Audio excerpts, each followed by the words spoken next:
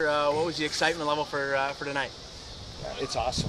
I mean, you work all year, all the recruiting you do, all the early morning workouts, the spring practice, and it comes down to being able to get out with these guys for the next 4 months and for 12 football games, and hopefully that becomes 13 and 14. But this is why you do this job, to get to camp. What did you think after night one? We had a really good tempo today. I think we're obviously seeing some benefits of the second year in the system. To me, the retention and the speed of drills and the speed of team periods was much faster than we've ever had.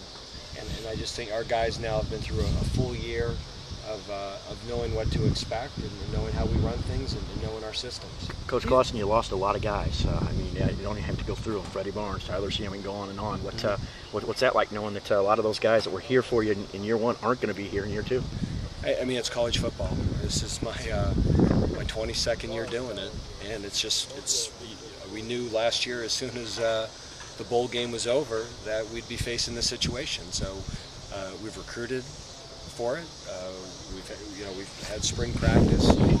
We're practicing a way to try to get our younger guys more plays and more reps and more experience. And I mean, it is what it is, and we're going to work through it, and we're going to make this team as good as we can make it. You said in MAC Media, Dave, that Shills is going to be taking the first snaps in the first practice. How do you look today? He did a nice job today. He put on about 20 pounds of good weight. He came in here probably 178, and he's probably 205, 208 now. And when a guy gains that much weight that quickly, you worry. But he looked good. He carried it well. I thought he looked like he had a live arm.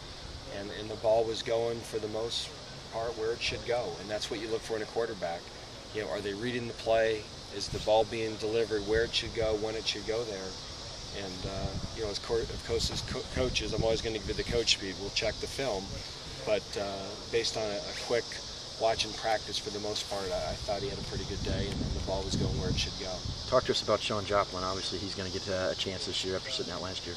Yeah, I think with Sean, it's just a matter of competing. I mean, the one position, and probably the deepest position on our football team, is wide receiver. Even though we did lose Freddie and Chris Wright, Tyrone Proney got hurt, we get him back for a 5th year. Calvin Wiley got hurt, we get him back for a 6th year. Adrian Hodges, Ray Hudson all played a lot of football last year. Kamar Jordan is back, Jordan Hopgood is back. It is probably the most competitive position on our football team, and Sean's going to be right in that mix.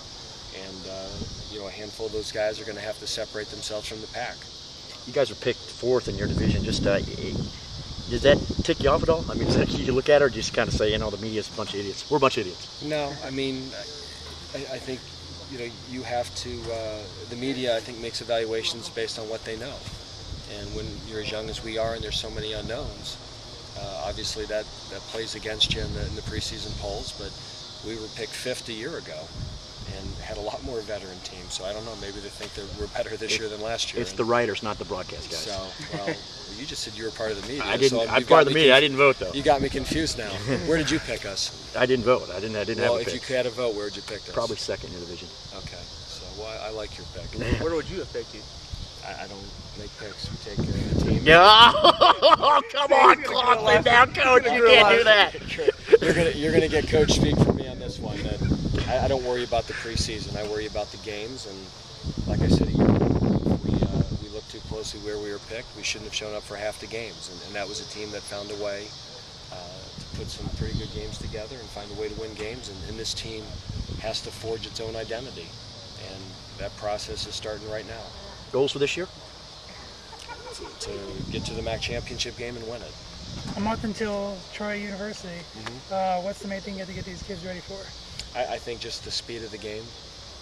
Troy is, I thought last year was certainly one of the two, or I'd put them number 2 or 3 in terms of the most talented teams we've played. And, I mean, Boise was an excellent football team, and Troy was right up there with Missouri and Central Michigan and some of the better teams we faced. So they're a very good football team. They've won I don't know how many championships in a row. They've clearly been the class of the Sun Belt the last few years, and playing down there at Troy in South Alabama is going to be it's going to be a tough game. It's going to be a huge challenge for us. You talked about earlier losing all the guys, but yet it's a chance for you to really come in and establish. All right, you're bringing guys in, younger guys are going to get a chance to play, and I guess that would be kind of exciting to have all these new guys and kind of see how they fit. It is. I mean, there's certainly excitement that you take. Half of our team is for the most part not going to change for the next 4 years. But at the same point, you want to be good every year. Good programs don't have bad years, and we want to be known as a good program. And we have a bunch of seniors that want to win this year. And so every decision we make now is going to be to try to have the best team we can have this season. We're not worried about the future right now. We're worried about this year. You talked about some of the guys stepping up, some of the guys who are in the program. That's kind of building. Building is what you talk about, and rebuilding and reloading too. Yeah, I mean, again, it's different every year. And the big thing with young players is they don't have the experience, and a lot of times they don't have the maturity. And it's how quickly can you get them to grow up? How quickly can you get them to grow up and realize how hard it is to win a football game, how much work goes into preparing for each and every game, and what a mental and physical toll it takes to play 12 games at the level of football that we play.